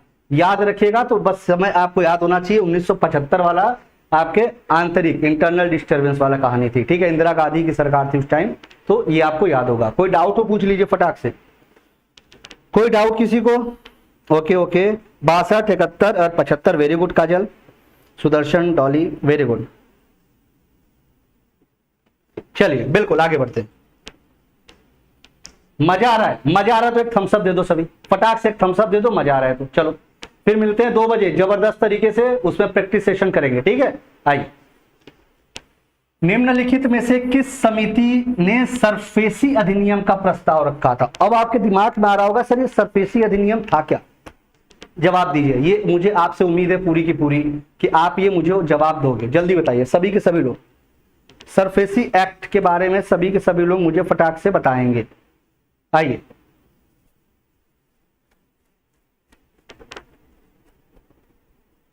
बताओ भाई, सरफेसी एक्ट, आइए बताते। सरफेसी एक्ट बेटा बेसिकली था क्या? चलो, सरफेसी एक्ट क्या था ये आपको थोड़ा समझना चाहिए। मान लो आप बैंक के पास गए, आप बैंक से कहे कि भैया मुझे थोड़ा सा लोन चाहिए था, तो आपने सुना होगा बैंक आपसे कुछ सिक्योरिटी रखवाती है, ठीक है। आपको पता है अगर आप बैंक को वो सिक्योरिटी प्रोवाइड नहीं करोगे तो होगा क्या भाई? ज्यादा कुछ नहीं होगा, आपका वो नीलाम कर दिया जाएगा। वो किसके तहत आया था? सरिसी सरफेसी एक्ट के थ्रू ये बातें आई थी, ठीक है। ये नरसिम्हन कमेटी की देन थी। कोई दिक्कत? अच्छा, एक बड़ी अच्छा काम इनका और था। 1975 में आपको पता है आरआरबी की बात आई थी, रूरल रीजनल बैंक की बात आई थी, आरआरबी, आपको याद होगा। इसमें सेंट्रल गवर्नमेंट क्या करती है भाई? सेंट्रल गवर्नमेंट 50% का योगदान करती है, स्टेट गवर्नमेंट 15% का योगदान करती है। जो स्पॉन्सर बैंक होती हैं, जो बैंक आपने देखा होगा बड़ौदा ग्रामीण बैंक, और ऐसा आपने काफी जगह देखा होगा काशी गोमती संयुक्त ग्रामीण बैंक, वो इसी की देन है। जो स्पॉन्सर बैंक होते हैं ये 35%। अब आप क्या रहोगे सर अगर लॉस में जाएगी तो क्या होगा? कुछ नहीं, लॉस में जाएगी फिर भी यही रेशियो रहेगा। लॉस में जाए प्रॉफिट में जाए, रेशियो बेटा यही रहना है, 50, 15, 35 का रेशियो रहना है। ये एकदम तय रेशियो होता है। ये किसकी देन थी? नरसिम्हन कमेटी की ही देन थी। अगली बात अगर हम बोले सर एक बैंकिंग रिफॉर्म्स आया था, सर इसकी एक और देन थी, बैंकिंग रिफॉर्म्स भी आए थे। ये किसकी देन थी सर? सर 91-92 में इन्हीं की देन थी। किसके? नरसिम्हन कमेटी की देन थी। मुझे उम्मीद है कि मजा आ रहा होगा बिल्कुल आपको। आइए, चिल्लई कमेटी, आपने नाम सुना होगा बहुत, चिल्लई कमेटी। टैक्स रिफॉर्म का नाम सुना है भाई? टैक्स रिफॉर्म का, टैक्स रिफॉर्म से संबंधित था ये, कर सुधार। Abid Hussain committee, sir MSME 2006, कोई दिक्कत नहीं होगी। भगवती समिति, आपको पता है PN भगवती समिति, कुछ याद आ रहा है किसी को? PIL से संबंधित कोई था तो जल्दी से कमेंट करिए। PIL से संबंधित कोई था बेटा? Okay Sudarshan, okay Vindhyachal Thakur, okay बेटा, नरसिम्हन डी, वेरी गुड, कुसुम, काजल, वेरी गुड बेटा। चलिए, मजा आ रहा है? सेशन को लाइक और शेयर करो यार, सेशन को लाइक और शेयर करो। उम्मीद है सभी को मजा तो आ रहा होगा बिल्कुल। आइए,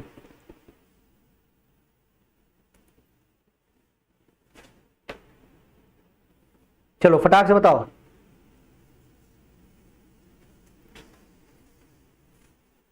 सभी लोग फटाक से बताइए। आइए, कोई डाउट हो पूछ सकते हैं आप। सर स्तन ग्रंथियां जो होती हैं, जो मेमोरी ग्लैंड्स होती हैं, मेमोरी ग्लैंड्स किसमें पाई जाएंगी? सर मैमल्स में पाई जाएंगी। ठीक है भाई, अच्छा सर एक बात बताओ, ये जो मेमोरी ग्लैंड्स होती हैं, अगर मान लीजिए मेमोरी ग्लैंड्स की बात करें, मेमोरी ग्लैंड्स का काम क्या होता है? सर मिल्क रिलीज करना, और मिल्क रिलीज करना या फीडिंग कराने में ये बड़ा इंपॉर्टेंट रोल प्ले करता है आपका मेमोरी ग्लैंड। ठीक है, अच्छा सर एक बात बताओ, ये किसका मॉडिफिकेशन रूप है? किसको मॉडिफाई करके ये आपका बनता है मेमोरी ग्लैंड्स? ठीक है, ये ज्यादा डेवलप फीमेल्स में होता है in comparison to males. Sir ये सीबेसियस ग्लैंड है, ये आपका सीबेसियस ग्लैंड है। अब कहोगे सर ये क्या होती है? चलो, गर्मी का मौसम है और तुम रात में सोए, सुबह उठे, तुम्हारे चेहरे पे पूरे यहाँ पे क्या तेल जैसा महसूस हो रहा है, महसूस हो रहा है, तो तैलीय ग्रंथि के नाम से भी इसे जाना जाता है। देखो वसामय ग्रंथि लिखा है, इसको तैलीय ग्रंथि के नाम से जाना जाता है, सीबेसियस ग्लैंड। ठीक है, अब मेमोरी ग्लैंड से हम बेसिकली दो हार्मोन्स के बारे में पढ़ते हैं जो आपका कहां से निकलता है सर, पिट्यूटरी। आइए सर, दो हार्मोन्स के बारे में अगर हम यहां पे पढ़ें आपसे, सबसे पहला पढ़ते प्रोलैक्टिन।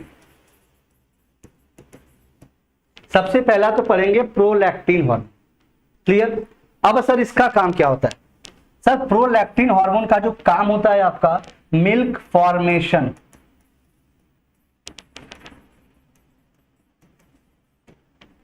अब बताइए भैया, प्रोलैक्टिन बता दिया, दूसरा हार्मोन कौन बताएगा जो मिल्क रिलीज कराता है, कौन बताएगा बताओ, कौन ऐसा है जो बता देगा मिल्क रिलीज कराने का? भाई मेरे ऑक्सीटोसिन। आपने देखा होगा गाय भैंस में, कभी कभी देखे होगा जब यादव जी के यहाँ गए, ठीक है, आप यादव जी मतलब समझ रहे हो ना, जो गाय दूते हैं, ठीक है, या जो गाय जो भी रखे हों, अगर आप उनके यहाँ जाते हैं जो गाय आपके देते हैं, कभी देखिएगा वहां पे आप कि कभी कभी जैसे हमने भी देखा, कभी कभी होता क्या है कि जैसे गाय दूध नहीं दे पा रही है या भैंस दूध नहीं दे रही है, तो एक इंजेक्शन लगा देते हैं, ठीक है, तो वो क्या होता है, वो ऑक्सीटोसिन का होता है, ये मिल्क रिलीज में काम करता है। ठीक है, ऐसा आपने देखा होगा। कोई दिक्कत है भाई, क्या हो गया, स्वीट ग्लैंड ही हुआ ना, सीबेसियस, नहीं नहीं नहीं सुदर्शन। अब आइए यहां समझते हैं स्वेट ग्लैंड क्या होता है। अरे यार यहाँ पे स्वेट लिखो ना, पसीने वाली लिखो, ठीक है, ये पसीना है, ठीक है, मिठाई वाला मत लिख देना, ठीक है, पसीने वाली जो ग्रंथि, पसीने वाली ग्रंथि बेटा अलग होती है, ठीक है, पसीने की ग्रंथि अलग होती है, तैलीय ग्रंथि अलग होती है। पसीना आपके जो निकल रहा है ये पसीने की ग्रंथि है, तैलीय ग्रंथि बिल्कुल अलग होती है, तो ये थोड़ा सा ध्यान देना, ठीक। आइए अब क्या होता है सर, सेरुमिनस ग्लैंड क्या होती है। कान में तुम्हारे भैया, हम लोग तो देसी भाषा में कह देते कोट भर गया भैया, यही कहते हैं ना, थोड़ा सा अच्छे भाषा में बोलेंगे तो कह देंगे सर ईयर वैक्स।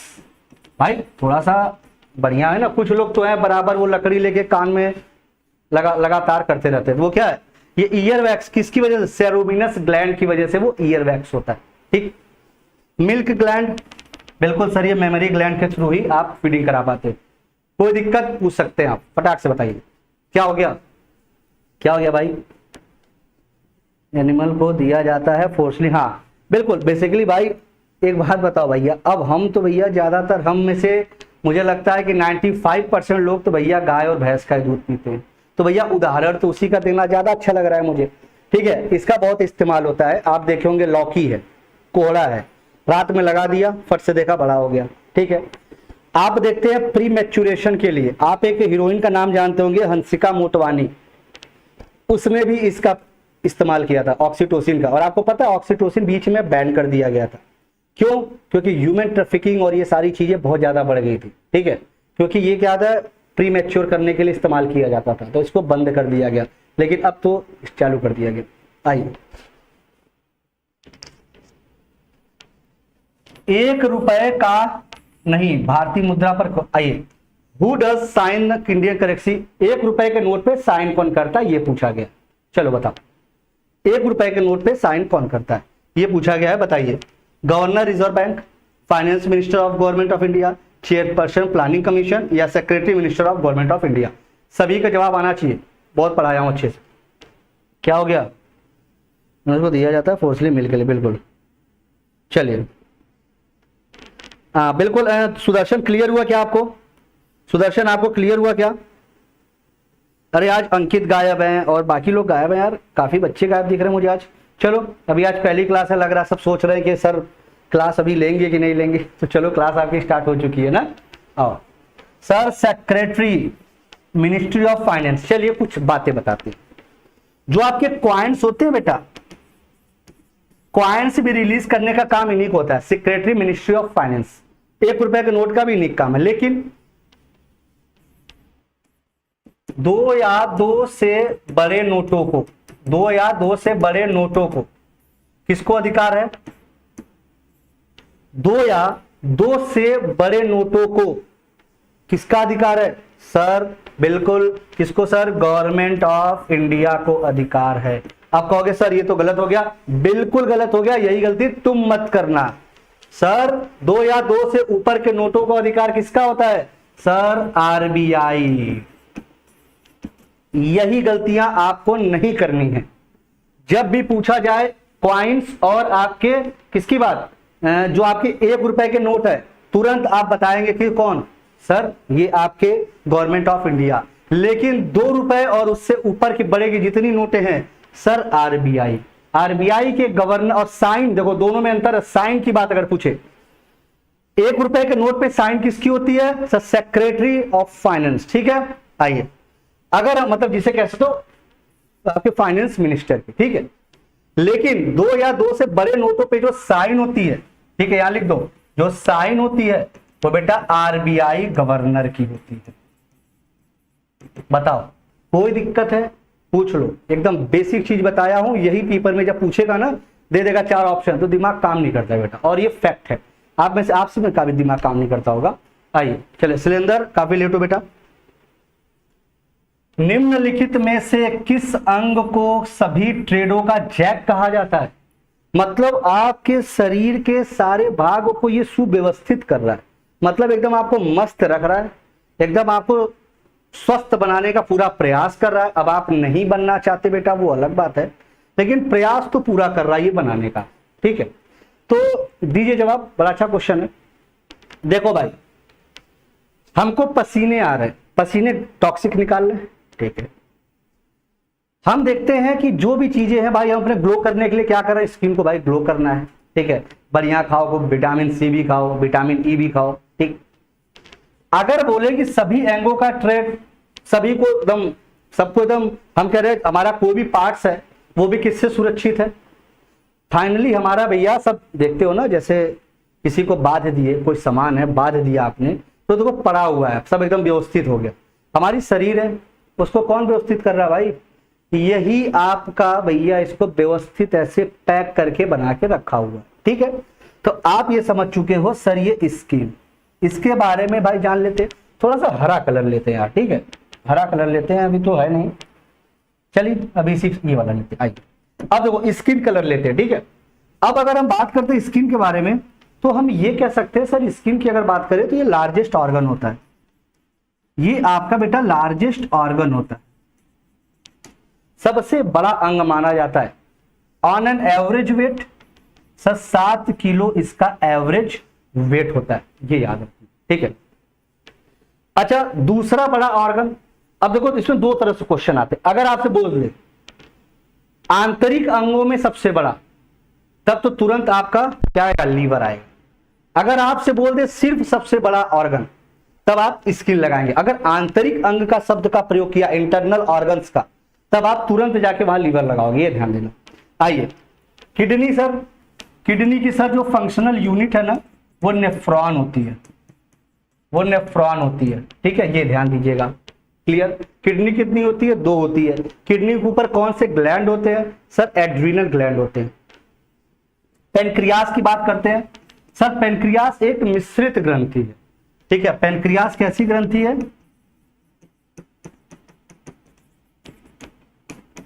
पेनक्रियास आपकी बेटा एक मिश्रित ग्रंथि है। अब ये क्या होता है सर? मिश्रित ग्रंथि होती क्या है? ठीक है भाई, मिश्रित ग्रंथि का मतलब ये होता है कि यहां पे अंतःस्रावी भी होगा, यहां पे बहिर्स्रावी भी होगा, ये याद रखिएगा। अंतःस्रावी मतलब सर, अरे जैसे आपकी लारीय ग्रंथि हो गई, ये अंतःस्रावी में आती है, ठीक है। अगर हम बोले, अब आप कहोगे कि सर ये बताओ एक बात कि सर तो हमारे काफी है, जैसे आप इंसुलिन हो गया, ठीक है, वो अंतःस्रावी से रिलीज हो रहे हैं, तो भैया तभी तो मैंने बोला कि जो मिश्रित ग्रंथि अंत और बहिर में जैसे अश्रु ग्रंथि है, आंसू बाहर की तरफ निकल रहे हैं, मेमोरी ग्लैंड है, मेमोरी, ठीक है, मिल्क बाहर की तरफ निकाल लो, तो ये ऐसे भी आप याद कर सकते हैं इसके, ठीक है। जब ये चैप्टर पढ़ेंगे तो अच्छे समझेंगे इसको, ये याद रखिएगा। पेनक्रियाज यहाँ पे क्लियर हो गया होगा। अब सर ये इसके बारे में थोड़ा सा बता दो, मैं बेटा एक पेज ले लेता हूं और आपको समझा देता हूं। देखिए होता क्या है, पेनक्रियाज बहुत इंपॉर्टेंट है आपके पेपर के लिए। ये 2 भाग बेटा बाता होता है, ये होता है आपका अंतःस्रावी और ये होता है आपका बहिर्स्रावी, ठीक। अंतःस्रावी में होता क्या है ना, यहीं पे होता है आइलेट्स ऑफ लैंगरहैंस, इसे कहते हैं लैंगरहैंस की द्वीपिका। आइलेट्स ऑफ लैंगरहैंस, लैंगरहैंस की द्वीपिका कहते हैं। इसके अंदर alpha cell, beta cell, gamma या डेल्टा सेल होती है। ठीक है, आराम से इसको समझाएंगे। बीटा सेल इंपॉर्टेंट है, यहां याद रख लो कि ये इंसुलिन का फॉर्मेशन करता है। और अगर आर्टिफिशियल इंसुलिन ले रहे हो वो किससे बनता है? सर डहेलिया से बनता है। ठीक है, यहाँ पे एफ सेल, और यहीं से आपके पेनक्रियाटिक जूस का निर्माण होता है। पेनक्रियाटिक जूस का निर्माण आपके बहिर्स्रावी से होता है, ये याद रख लेना। इसीलिए इसको अंत और बहिर की वजह से मिक्स ग्लैंड बोलते हैं। ठीक है, याद रखिएगा। चलो अब यहाँ पे पिट्यूटरी आते हैं। पिट्यूटरी को क्या कहते हैं सर? मास्टर ग्रंथि के नाम से जाना जाता है। क्या बोलते हैं सर इसको? इसको बोलते हैं मास्टर ग्लैंड के नाम से इसको जानते हैं। मास्टर ग्रंथि के नाम से इसे जाना जाता है मेरा बेटा। ठीक है, याद रखिएगा। भैया कई सारे हार्मोन्स निकालते हैं, कुछ इसके नाम से बता देते। आओ चलो, पहला एसटीएच ग्रोथ हार्मोन कहते हैं। प्रोलैक्टिन आपके दूसरा एडीएच हो गया। ठीक है, उसका बाद ऑक्सीटोसिन। जितने भी कंट्रोलिंग हार्मोन है, जितने भी कंट्रोलिंग हार्मोन है, जैसे आपके देख टीएसएच हार्मोन का नाम सुना होगा, एसीटीएच एड्रीनोकॉर्टिको। ठीक है, जीसीटीएच गोनेडोट्रोपिक, एलएच, एफएसएच, ये सब बेटा ये कंट्रोलिंग हार्मोन है और सब आपके पिट्यूटरी की देन है। इसको मास्टर ग्लैंड कहते हैं। लेकिन कुछ तो ऐसा होगा जो मास्टर ग्लैंड को भी कंट्रोल कर रहा होगा। बिल्कुल सर, हाइपोथैलेमस। हाइपोथैलेमस को मास्टर्स ऑफ मास्टर ग्लैंड कहते हैं। मास्टर ग्लैंड का भी चाचा बोला जाता है। ठीक है, चलो कोई दिक्कत? जल्दी बताइए, किसी को कोई समस्या? आपके कमेंट्स देख लो भाई एक बार। Wait, ductless and duct secretion both. आइए, बिल्कुल सुदर्शन, विंध्याचल, दोनों का विंध्याचल क्लियर हो बेटा? मैंने बता दिया आपको दोनों का मतलब क्या होता है। बेटा ऑफिशियल टेलीग्राम चैनल का लिंक आपको मेंशन किया गया है, आप वहां पे टेलीग्राम पे जुड़ सकते हैं और डेली की अपडेट भी आप पा सकते हैं। कोई दिक्कत तो बताइए, अगर कोई दिक्कत हो तो बताइए भाई, बताओ। डेली की अपडेट आपको वहां मिल जाएगी, मुझे क्लियर करिए एक बार, सभी लोग कंफर्म करिएगा फटाक से। ओके, देखो भैया क्लियर होना चाहिए, कोई चीज ये ना रहे कि सर मुझे समझ में नहीं आया। ठीक है, चलो आगे बढ़े। निम्नलिखित में से किस अंग को सभी ट्रेटो का आपका स्किन हो गया? हार्मोन की कमी से बौनापन होता है भाई। बौनापन बताओ किससे होता है? बौनापन किससे होता है? सभी का बिल्कुल हाँ। टेलीग्राम लिंक पे आप सभी बेटा जुड़े। ठीक है, टेलीग्राम लिंक पे आप सभी जुड़े और फटाक से जुड़े और जबरदस्त तरीके से शेयर करिए दबा के। बताइए, बहुत आसान क्वेश्चन पूछा हूं भाई, अगर ये भी गलत कर दिए तो यार फिर मजा नहीं आएगा। यहाँ पे ओके, ग्रोथ हार्मोन बिल्कुल विंध्याचल का डी आ रहा है। बेटा विंध्याचल बाबू, ये बाबू एकदम अलग हार्मोन था। ठीक है, मतलब यार कैसे, देखो आगे बताते। बौनापन की बात हो रही है ना, देखिए ये जो ग्रोथ हार्मोन है इसे कहते हैं बेटा सोमैटोट्रॉपिक हार्मोन, एसटीएच के नाम से इसे जाना जाता है। ठीक है, अगर इसी ग्रोथ हार्मोन अगर ये कम हो गया तो बौनापन होगा, अगर यही ज्यादा हो गया तब क्या होगा सर? सर ये तो बड़ा मैटर हो गया, अगर ज्यादा हो गया तो अरे भैया तुम्हारी शरीर बड़ी हो जाएगी। ठीक है, अगर ये ज्यादा हुआ तो विशाल कायता बीमारी होती है। अगर ये कम हुआ तो बौनापन होता है, विशाल कायता। चलो हम कहे तुम्हारी शरीर के साथ एक अंग कोई बड़ा हो जाए, अब उसको क्या कहोगे तुम? थोड़ा सोचो, शरीर के साथ तुम्हारा एक अंग बड़ा हो जाए, सर उसको कहा जाएगा एक्रोमेगली। जैसे खली को देख लो, खली को देख रहे हो, उसका ठुड्डी देखो कितनी बड़ी है। ठीक है, तो वो क्या होता है? वो एक्रोमेगली में आता है, वो ग्रोथ हार्मोन की वजह से ही आता है। ठीक है, चलो अच्छा ये और ऑप्शंस बता दे कि आपको क्लियर कर दे। आइए थायरॉक्सिन की बात करते हैं बेटा, ये थायराइड ग्लैंड से रिलीज होती है। ठीक है, ये याद रखिएगा। अगर थायराइड आपका ज्यादा हो गया, समझिएगा, मतलब थायरॉक्सिन अगर आपका ज्यादा हो गया तो आपकी आंखें ना मेढक जैसी निकल जाएंगी, जिसे कहते हैं, मैं बता दूं क्या भैया? मेढक जैसी मतलब सर ग्रेव डिजीज। ठीक है, ग्रेव डिजीज कहते हैं इसको। अच्छा अगर ये कम हो जाएगी तब भाई, अब तो सर ये तो मैटर हो गया। अगर कम हो गया, बिल्कुल आओ, घेंगा हो जाएगा। घेंघा को आप कहते हैं ग्वाइटर, ग्वाइटर के बाद कहते हैं गंडमाला, ये सब इसके नाम होते हैं। सर इंसुलिन, अरे भाई इंसुलिन अगर आपके कम हो गया तो आपको डायबिटीज के बीमा पेशेंट हो जाओगे। अब डायबिटीज भी दो प्रकार की होती है, एक में ब्लड ग्लूकोज बढ़ता है और एक में आप बार बार यूरिनेशन के लिए जाते हो, ठीक है, वो पढ़ेंगे, सब पढ़ेंगे भाई। आइए एस्ट्रोजन, आपने देखा होगा एस्ट्रोजन और, चलिए एक सिंपल वीडियो, एस्ट्रोजन और प्रोजेस्टेरॉन, ये दो नाम आप बहुत सुनते होंगे। इन दोनों का कॉम्बिनेशन आपके जो गर्भ निरोधक गोलियां होती हैं, ठीक है, जो ओरल कॉन्ट्रासेप्टिव्स आप इस्तेमाल करते हैं, ठीक है, उसमें आपका ये इस्तेमाल किया जाता है, ठीक है। होता क्या है, एस्ट्रोजन और प्रोजेस्टेरॉन का कॉम्बिनेशन दिया जाता है और प्रोजेस्टेरॉन का लेवल बढ़ा दिया जाता है, जिससे होता क्या है, जो एग सेल है वो टूट जाता है आपका, ठीक है, जो फ्यूज हुआ रहता है एग सेल वो टूट जाता है, जिसकी वजह से प्रेगनेंसी रुक जाती है। तो ये याद रखिएगा, एस्ट्रोजन और प्रोजेस्टेरॉन का कॉम्बिनेशन ही बनाया जाता है उसमें, ठीक है। चलो आइए, निम्नलिखित में से कौन भारत के सर्वोच्च न्यायालय की सलाहकार राय लेने के लिए सक्षम है? भाई ये देखो, राय तो लेगा, राय लेगा, लेकिन राय मानना है या नहीं मानना, इसके लिए वो बाध्य नहीं भाई।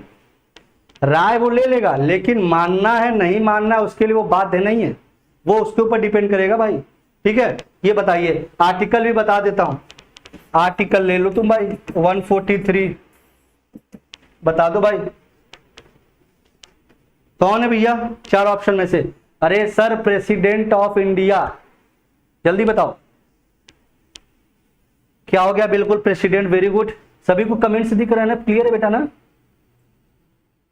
हाँ ठीक है ठीक है, ओके क्लियर है ना? चल चल बिल्कुल। तो सर ये यहां टिक लगा लो यार, ये टिक लगा दो, वैसे टिक लगा हुआ है प्रेसिडेंट ऑफ इंडिया।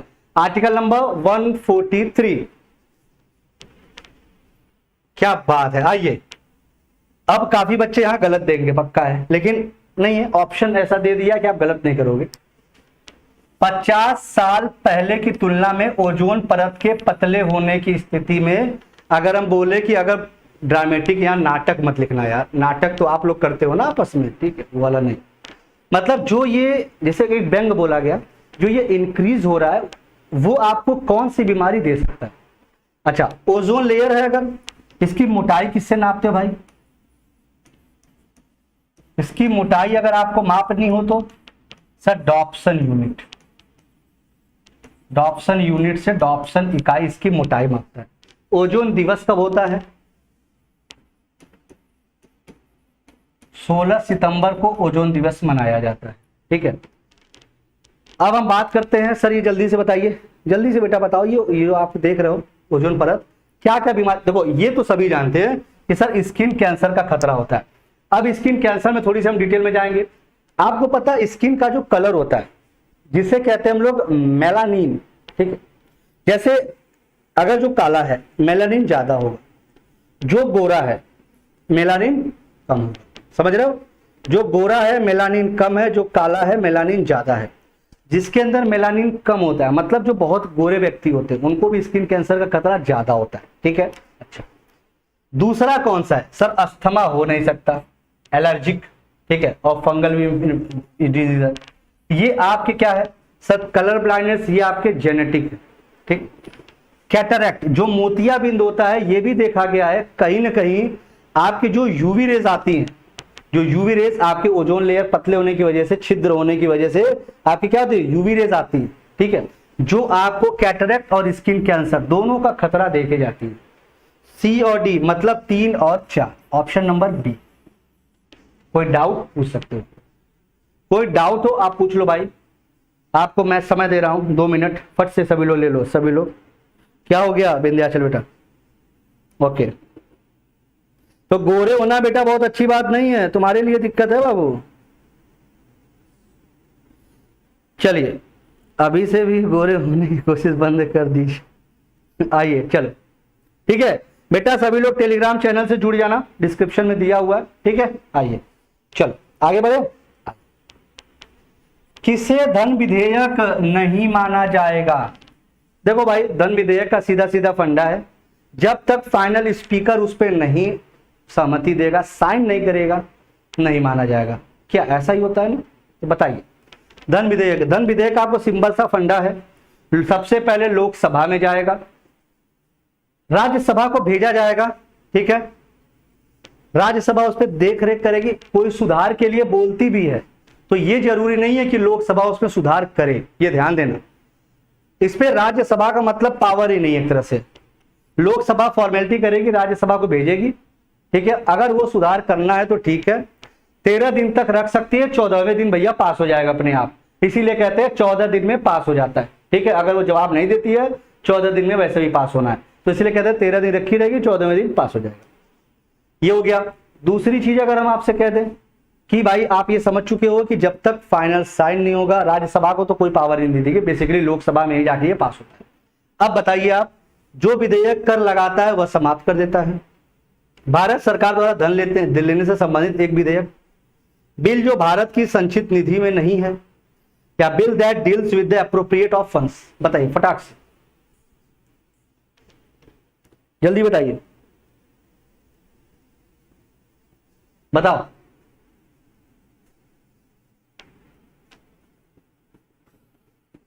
ओके, हाँ बिल्कुल भाई, अगर कोई आपको लगे ऐसा कि कुछ महसूस हो रहा है, कुछ क्वेश्चंस आपको पूछना चाहिए सर से, वैसे मुझे नहीं लगता कि आपको इसमें कोई दिक्कत आ रही हो। अच्छा, एक लास्ट में एक चीज समझाएंगे, पहले क्वेश्चन के बारे में ना एक लास्ट में थोड़ा सा वो कह दे के जाएंगे, जैसे कि बूस्टर लास्ट में दे के जाएंगे, वहां से क्वेश्चन आने की संभावना रहती है। आइए भाई देखो, bill that is not from the consolidated fund of India, bill जो भारत की संचित निधि में नहीं है। चलो अब मनी बिल है किसमें भाई, आर्टिकल नंबर 110 बताता है मनी बिल के बारे में, क्लियर है, आगे बढ़ो। चलो, भारत के संविधान के निम्नलिखित अनुसूचियों में से किसमें एंटी डिफेक्शन अधिनियम के बारे में बताया गया है, एंटी डिफेक्शन लॉ के बारे में बताया गया है। इसके बारे में देखो एक बड़ा अच्छा आपको इंपैक्ट आपको देखने को मिलेगा, मतलब बड़ा एक अच्छी चीज है, कह सकते हो इसको। 1952 ऐसे कह लो आप, चलो 52वां संविधान संशोधन जब अमेंडमेंट एक्ट हुआ था 1985 में, तब ये आपको लाया गया था, क्या, ये एंटी डिफेक्शन लॉ, क्लियर है। इसी का अपडेट वर्जन निकाला गया, जैसे मोबाइल अपडेट होती है, जैसे मोबाइल है, ये सिस्टम पढ़ा रहा हूं, ये भी अपडेट होता है, इसका एक अपडेट वर्जन निकाल दिया गया 2003 में। 91वां संविधान संशोधन 2003 में एक अपडेट वर्जन निकाला गया, जिसमें यह कहा गया पीएम अपने काउंसिल ऑफ मिनिस्टर्स में, जो मंत्रियों का एक समूह होता है, देखा होगा आपने, वो 15% हो सकती है, उसके बाद जो चीफ मिनिस्टर 15% हो सकती है, ये आपने एक नियम देखा होगा। तो ये इसी का अपडेटेड वर्जन था बेटा, ठीक है, इसी का अपडेटेड वर्जन का था ये। अच्छा, अब ये तो हो गया 10वीं अनुसूची।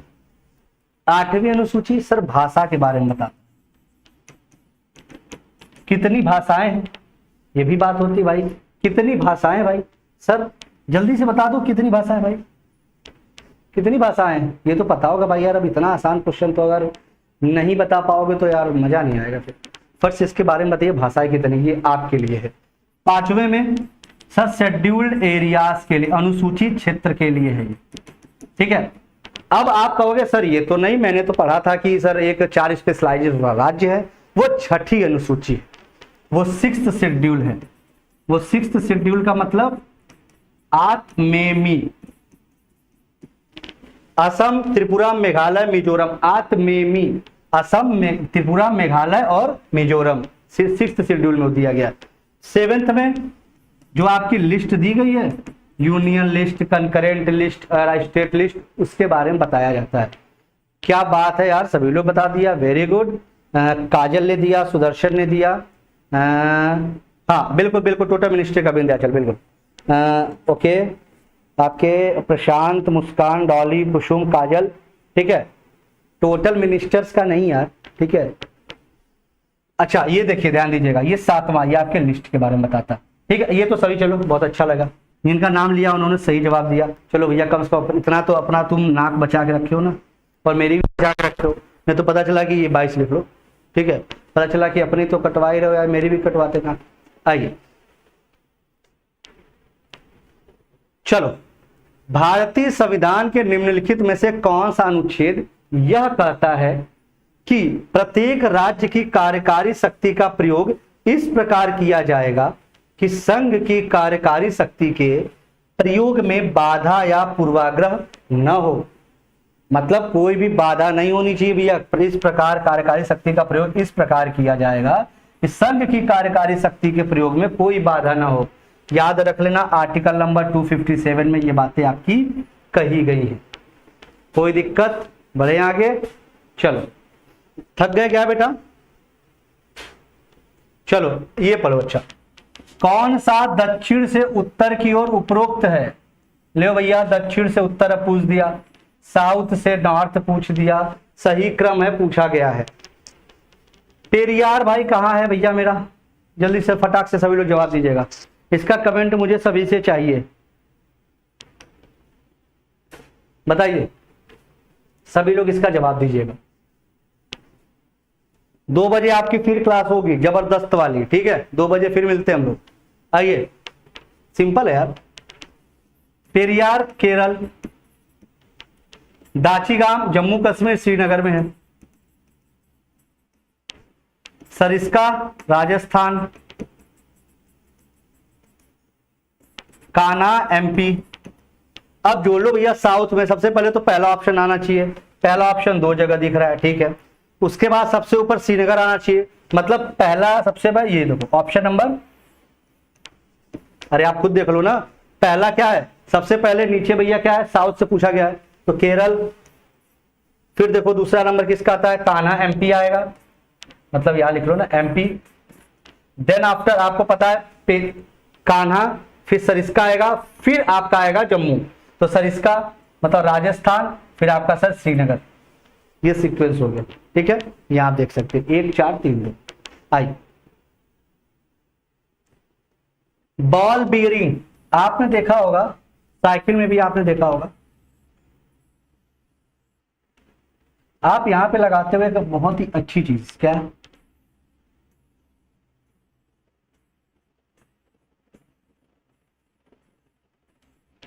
ये ऐसा आपने देखा होगा बैरिंग लगी रहती है साइकिल में, या कहीं भी देख लो, पंखे में देख लो जो घूमता है। इसका मेन मकसद क्या होता है बेटा, ठीक है? ये बेसिकली आपसे साइकिल और कार की बात पूछा गया है, तो बताइए इसका मकसद क्या होता है। देखो बेटा होता क्या है कि जो आपके पहिए और जो एक्सल होता है, जैसे ये पहिया है, ये देखो यहाँ पे एक बल लग रहा है, और ये जो आपका ये है एक्सल, इन दोनों के बीच में क्या करेगा, कहाँ गया, यहां दोनों में इंक्रीज कर दिया, क्या ये डिक्रीज करेगा, ठीक है? ये प्रभावित क्षेत्र बढ़ जाता है, यहां पे लिख लो घट जाता है। हाँ ये देखो पहिए और the effective area of between the wheel and the axle decreases, option number C. बताइए ये दोनों के बीच में क्या होता है, घट जाता है। फटाक से बताइए, क्लियर है क्या बेटा? सभी को बताइए, जवाब दीजिएगा फटाक। Effective area decreases, option number C. Very good बेटा, वेरी गुड। बताइए समझ में आ रहा है ना भैया?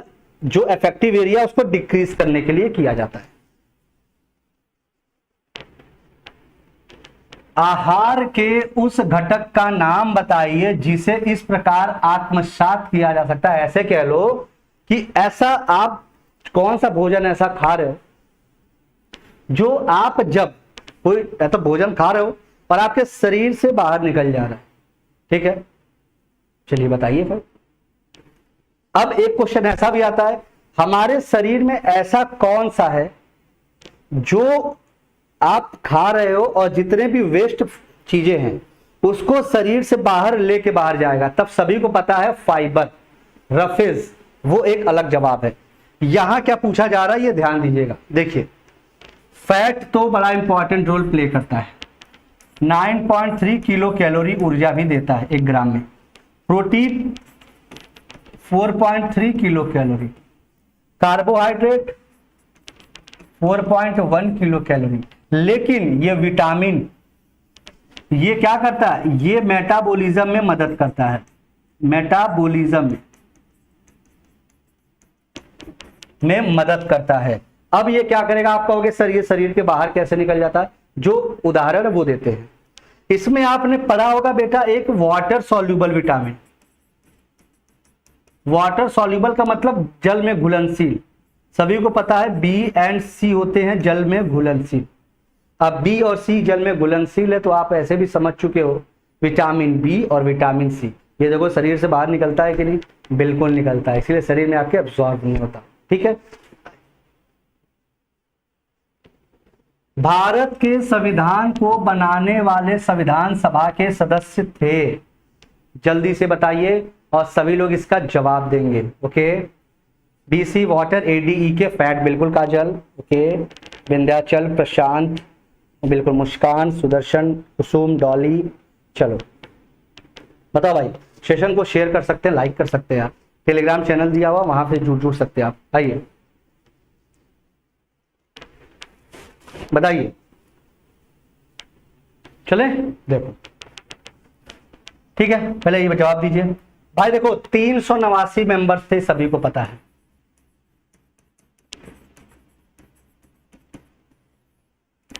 15 महिलाएं थी, 11 मीटिंग्स हुई थी, 12वें में तो साइन ही कर दिया गया।